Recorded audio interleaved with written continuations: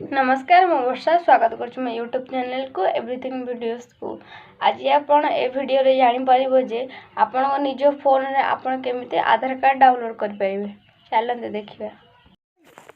तो प्रथमे आपण आपण मोबाइल ले गूगल ओपन करंतु एवं गूगल ओपन कला पर टाइप करंतु UIDAI टाइप करी सर्च करंतु।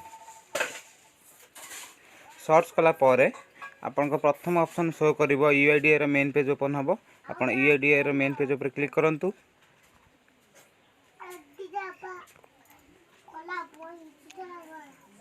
नेट के स्लो अछि जाफर स्लो होची लाइन अपेक्षा करिवे किछि समय।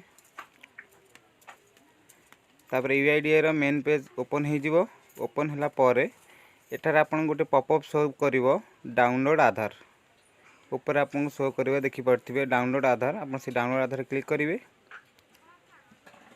क्लिक कला परे तळे आपन आ गोटे ऑप्शन आसीबो डाउनलोड आधार। आपन सेटर क्लिक करिवे। डाउनलोड आधार क्लिक कला परे एटार एंटर आधार नंबर एटा आपन आधार नंबर देबे। मु एठार मो आधार कार्ड को टाइप करिवि। आधार कार्ड टाइप कला परे एठार जो कैप्चा कोड शो करिवो से कैप्चा कोड को टाइप करिवे। वर्तमान मु कैप्चा कोड को देबी। कैप्चा कोड देला परे सेंड ओटीपी रे क्लिक करिवे। सेंड ओटीपी रे क्लिक कला परे आपन को रजिस्टर मोबाइल नंबर को गोटे ओटीपी जीवो। आपन से ओटीपी को एंटर ओटीपी जगह रे क्लिक करिवे। एठार मु ओटीपी टा देबी।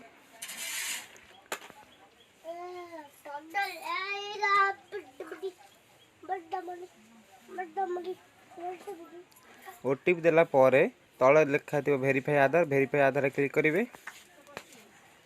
वेरीफाई आधार क्लिक कला परे किछि समय अपेक्षा करिवे। अपेक्षा कला परे आपन आधार कार्ड डाउनलोड हो जिवो।